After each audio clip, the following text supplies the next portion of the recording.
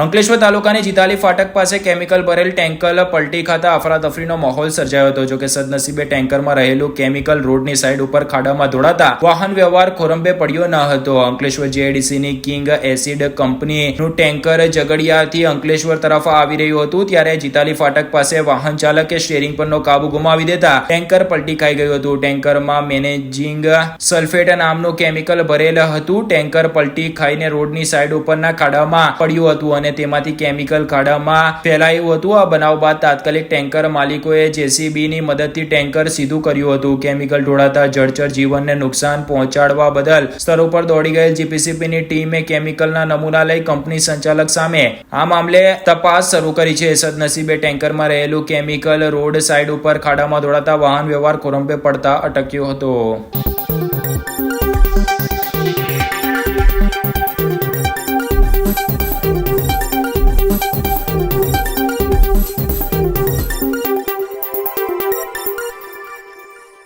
ભરૂચના સુકલતીર્થ ગામે ઇલેક્ટ્રિશિયનને કરંટ લાગતા વીજ પોલ પર જ તેનું મોત નીપજ્યું હતું. આ અંગેની જાણ વીજ કંપનીને કરવામાં આવતા તેઓએ દોડી આવી ઇલેક્ટ્રિશિયનના મૃતદેહને વીજ પોલ પરથી નીચે ઉતારી પોસ્ટમોર્ટમ અર્થે ખસેડ્યો હતો. આ મામલે નબીપુર પોલીસે અકસ્માત મોતનો ગુનો નોંધી તપાસ શરૂ કરી છે. ભરૂચ તાલુકાના અંગારેશ્વર ગામના અરવિંદ વસાવા ઇલેક્ટ્રિશિયનનું છૂટક કામ કરે છે. તે બાજુના જ ગામ સુકલતીર્થ ખાતે આવેલ રામજી મંદિર તરફ જવાના રસ્તે આઈટીઆઈ પાસે ઇલેક્ટ્રિકનું કામ કરવા આવ્યા હતા, જેના માટે તે ત્યાં આવેલ વીજ પોલ પર ચડ્યા હતા. આ સમય દરમિયાન તેને વીજ કરંટ લાગતા વીજ પોલ પર જ મોત નીપજ્યું હતું, જેથી તે વીજ પોલ પર જ લટકી ગયો હતો. આ ઘટનાની જાણ ગામમાં થતા ગ્રામજનોના ટોળે ટોળા ઉમટી પડ્યા હતા. આ ઘટના અંગેની જાણ સુકલતીર્થ આઉટપોસ્ટ પોલીસ ચોકી અને વીજ કંપનીમાં કરવામાં આવતા જ વીજ કંપનીના વીજ કર્મચારીઓ દોડી આવ્યા હતા અને અરવિંદ વસાવાના મૃતદેહને વીજ પોલ પરથી નીચે ઉતારવામાં આવ્યો હતો, જેનું પંચનામું કરીને પોલીસ ટીમે તેના મૃતદેહને પોસ્ટમોર્ટમ અર્થે ભરૂચ સિવિલ હોસ્પિટલમાં ખસેડ્યો હતો. બનાવ અંગે નબીપુર પોલીસે અકસ્માત મોત અંગે ગુનો નોંધી તપાસ આરંભી છે. અત્રે ઉલ્લેખનીય છે કે કોઈ પણ જાતની સેફટીના સાધનો વગર ઇલેક્ટ્રિકનું કામ કરતા લોકો માટે આ બનાવ લાલબત્તી સમાન છે.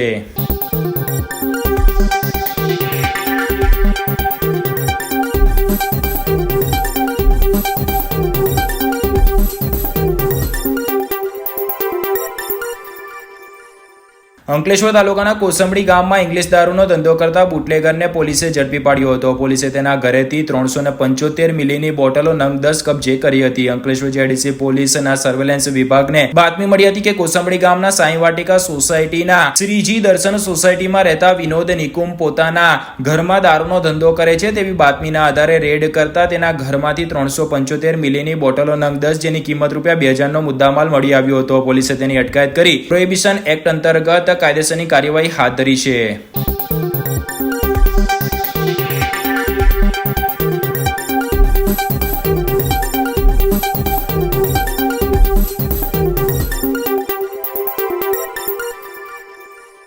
અંકલેશ્વર નજીકના કોસંબડી ગામના એક સોસાયટીમાં રહેતા અજયભાઈ પાટીલ ઝઘડિયા જીઆઈડીસીની બિરલા સેન્ચુરી કંપનીમાં ફરજ ભજવે છે. ગતરોજ રાત્રિના સમયે અજિલ પાટીલ તથા એના મિત્રો ધર્મવીર સિંઘ કંપની પરથી ફરજ બજાવી ઘરે જઈ રહ્યા હતા ત્યારે ઝઘડિયા તાલુકાના ફુલવાડી નજીક બોરોસિલ કંપનીના ફાટકવાળા રસ્તેથી પસાર થઈ રહ્યા હતા. તે દરમિયાન બિરલા સેન્ચુરી કંપનીની એમ્બ્યુલન્સના ચાલકે તેની એમ્બ્યુલન્સ ગફલતભરી રીતે અને પૂરઝડપે હંકારી અજય પાટીલ તથા ધર્મવીર સિંઘને બાઇક સાથે ટક્કર મારતા અકસ્માત સર્જાયો હતો. અકસ્માતમાં બંને બાઇક સવારો ગંભીર રીતે ઘવાતા તેમને ભરૂચ સિવિલ હોસ્પિટલ ખાતે સારવાર અર્થે ખસેડવામાં આવ્યા હતા. અકસ્માતમાં અજય પાટીલ તથા ધર્મવીર સિંઘને માથાના ભાગે, હાથના ભાગે તથા પગના ભાગે ઈજાઓ તથા ફ્રેક્ચર થઈ હતી. ઘટના સંદર્ભે અજય પાટીલના ભાઈ વિજય તુકારામ પાટીલે ઝઘડિયા પોલીસ મથકે બિરલા સેન્ચુરી કંપનીના એમ્બ્યુલન્સના ચાલક વિરુદ્ધ ફરિયાદ નોંધાવી હતી.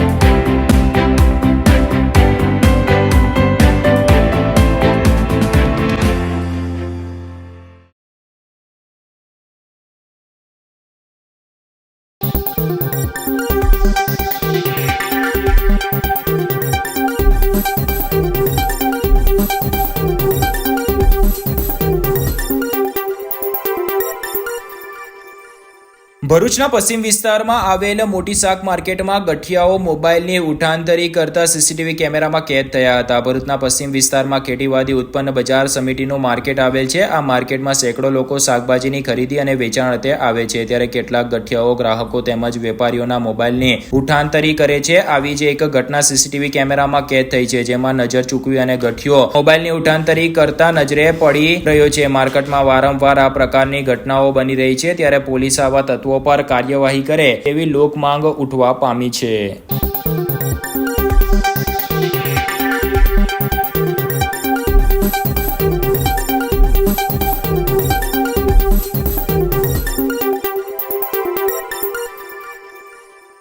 ઝઘડિયા ખાતેની ડીસીએમ શ્રીરામ કેમિકલ કંપનીમાંથી ચોરાયેલ કોપર વાયરનો જથ્થો મોટરસાઇકલ પર લઈ જતા બે ઈસમો પૈકી એકને કંપનીના સિક્યોરિટી સ્ટાફે મુદ્દામાલ સાથે ઝડપી લીધો હતો, જ્યારે તેની સાથેનો અન્ય ઈસમ નાસી છૂટ્યો હતો. મળતી વિગતો મુજબ કંપનીમાં સિક્યોરિટી અધિકારી તરીકે ફરજ બજાવતા મૂળ બિહારના અને હાલ અંકલેશ્વર ખાતે રહેતા સુનિલકુમાર રામ આધાર સિંઘ ગતરોજ તારીખ 27મીના રોજ કંપની ખાતે ફરજ પર હતા. તે દરમિયાન કંપનીના કમ્પાઉન્ડની દિવાલ બહાર કંપનીમાં કામ કરતા કોઈ કામદારે સામાન બહાર ફેંક્યો હોવાનો જણાવ્યું હતું. ત્યારબાદ થોડા સમયમાં મોટરસાઇકલ ઉપર બે ઈસમો આવ્યા હતા અને કંપનીમાંથી બહાર ફેંકેલ સામાન ઉઠાવીને મોટરસાઇકલ પર બેસીને જઈ રહ્યા હતા. આ જોઈને સિક્યોરિટી સ્ટાફ સુનિલ કુમારે ઝડપથી પોતાની મોટરસાઇકલ લઈને આ ઈસમોને પકડવા જતા તેઓ નીચે પડી ગયા હતા. ત્યારબાદ કંપનીમાંથી ચોરાયેલા સામાન લઈને મોટરસાઇકલ ઉપર ભાગી રહેલ બે ઈસમો પૈકી એકને સિક્યોરિટી સુનિલ કુમાર અન્ય સિક્યોરિટી અધિકારીના મદદથી મોટરસાઇકલ અને ચોરાયેલ સામાન સાથે પકડી લીધો હતો, જ્યારે તેની સાથેનો અન્ય ઈસમ નાસી છૂટ્યો હતો. પકડાયેલ ઈસમનું નામ પૂછતા તેણે પોતાનું નામ દુર્ગેશ કિશોરભાઈ પટેલ, રહે જીતાલી, તાલુકા અંકલેશ્વર અને મૂળ રહે ઉત્તર પ્રદેશ અને તે ડીસીએમ કંપનીમાં કોન્ટ્રાક્ટમાં કામ કરતો હોવાનું જણાવ્યું હતું. કંપનીના સિક્યોરિટી અધિકારી સુનિલ કુમાર સિંઘે આ પકડાયેલ ઈસમ દુર્ગેશ કિશોર પાટીલ, તેની સાથે આવેલ અને નાસી ગયેલ ઈસમ તેમજ તેમને મદદ કરનાર અન્ય અજાણ્યા ઈસમો સામે ઝઘડિયા પોલીસમાં ફરિયાદ લખાવતા પોલીસે ગુનો નોંધી કાયદેસરની તપાસ આરંભી છે. ત્યારે કંપનીમાંથી સામાન બહાર ફેંકનાર ઈસમો કોણ હતા તેની વિગતો પોલીસ તપાસ દરમિયાન બહાર આવે એમ હાલ તો જણાઈ રહ્યું છે.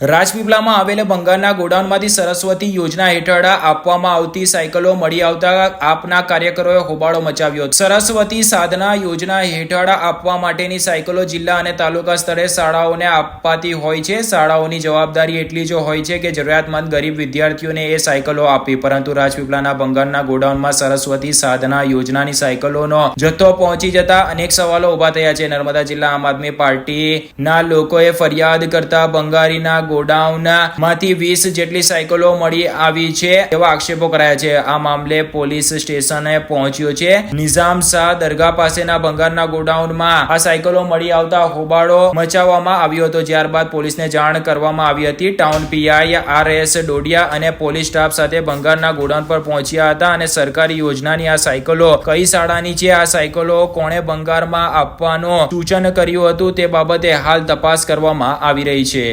કેળવણીની વાત કરતી હોય, બેટી બચાવો બેટી પઢાઓની વાત કરતી હોય, આજે શિક્ષણ પાછળ લાખો કરોડો રૂપિયા થતા હોય, પણ તેમ છતાં પણ આજે આ તમે જુઓ છો કે અહીંયા ગાડીના ભંગારની દુકાનમાં આ આજે ખૂબ મોટા પ્રમાણમાં આ સાયકલનો અહીંયા ગાડી જથ્થો સ્કૂલોમાંથી અહીંયા ગાડી વેચવામાં આવી રહ્યો છે. બરાબર. તો આ ઘણી બધી સાયકલો અહીંયા ગાડી 2022-23ની છે, 20-21ની સાયકલો છે. બરાબર. તો સરકારે ખરેખર આ જે બાળકો આજે 2-5 કિલોમીટર દૂરથી આવે છે તો એવા બાળકોને આપવાની હોય છે, પણ એ કાર્યક્રમો થતા નથી. એના લીધે આ અહીંયા ગાડી કાટ થઈને નવી ને નવી સાયકલો અહીંયા ગાડી પડી છે. આવી તો આખા જિલ્લામાં એવા કરોડો રૂપિયાની સાયકલો આજે જે બેટીઓને આપવાની હોય છે એની જગ્યાએ આવી રીતે ધૂળ ખાઈ રહી છે અને આવી રીતે શિક્ષણ અધિકારીઓ દ્વારા એને આ ભંગારની દુકાનમાં એને વેચી દે છે. 5 દિવસ પહેલા જ છોટાઉદેપુરમાં હજારોની સંખ્યામાં આપણા જે ધારાસભ્ય છે ચૈતરભાઈ વસાવાએ પણ અહીંયા ગાડી સાયકલોનો જથ્થો જે પકડ્યો હતો. બરાબર. એવી જ રીતે આ જે પ્રાથમિક આજે હાઈસ્કૂલોની જે એ છે સાયકલો એ બાળકોને આપવાની જગ્યાએ અહીંયા વેચાઈ રહી છે. બરાબર. તો અમારે જિલ્લા પ્રશાસનને અને શિક્ષણ અધિકારીને પૂછવું છે તો આવી હજારોની સંખ્યામાં અને કરોડોની સંખ્યામાં જ્યાં ભ્રષ્ટાચાર ખુલ્લેઆમ જે થઈ રહ્યો છે એ એક પ્રશ્નાર્થ ચિહ્ન છે. નિરંજનભાઈ વસાવા, નર્મદા જિલ્લા પ્રમુખ.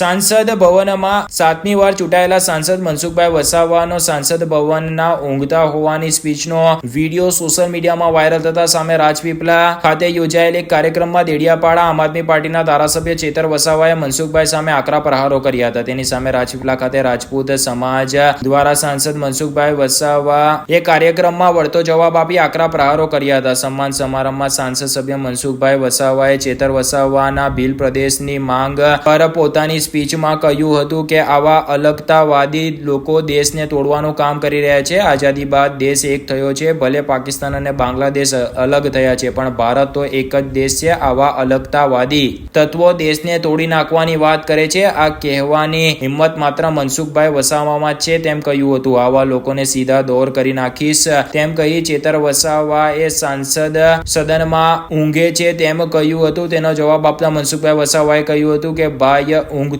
ન હતો. સદનમાં ઘણા સાંસદો આંખો બંધ કરીને ધ્યાનથી સાંભળતા હોય છે. મારો સ્વભાવ છે આંખો મીચીને હું સાંભળતા હોઉં છું. એવું જ તે સમયે થયું હશે જેને ખોટી રીતે લોકો સમક્ષ આમ આદમી પાર્ટીના લોકોએ વાત મૂકી છે તેમ કહ્યું હતું. તો સાંસદે રાજપૂત સમાજ સમક્ષ શિક્ષણની વાતો પણ મૂકી હતી. સાંસદે કહ્યું હતું કે મોટા ઉદ્યોગકારો નોકરી આપવા તૈયાર છે પણ શિક્ષણનો અભાવ છે. ગુજરાતમાં એક પણ ડાયરેક્ટ IAS કે IPS નથી. ગુજરાતમાં કંપનીઓમાં કી પોસ્ટ પર માત્ર 3 જ લોકો છે. એમના સિવાય બીજા રાજ્યોના લોકો છે. ગુજરાતમાં માત્ર 4% જ સારા એન્જિનિયરો છે. ગુજરાતમાંથી સારી પોસ્ટ પર ગુજરાતના લોકો કામ કરે તે પ્રકારેની મહેનત અમે કરી રહ્યા છે તેમ કહ્યું હતું. તો ભરૂચના સાંસદ મનસુખ વસાવાએ 7મી વાર લોકસભાની ચૂંટણીની જીત પર કહ્યું હતું કે તેઓએ પહેલાથી જ કહી નાખ્યું હતું કે તેઓ જીતશે. ત્યારે રાજપૂત સમાજ અને રાજપૂત યુવક મંડળ રાજપીપળા દ્વારા મનસુખભાઈ વસાવાનું સન્માન કરવામાં આવ્યું હતું. સન્માન સમારંભમાં રાજપૂત સમાજની સાથે બીજા અલગ અલગ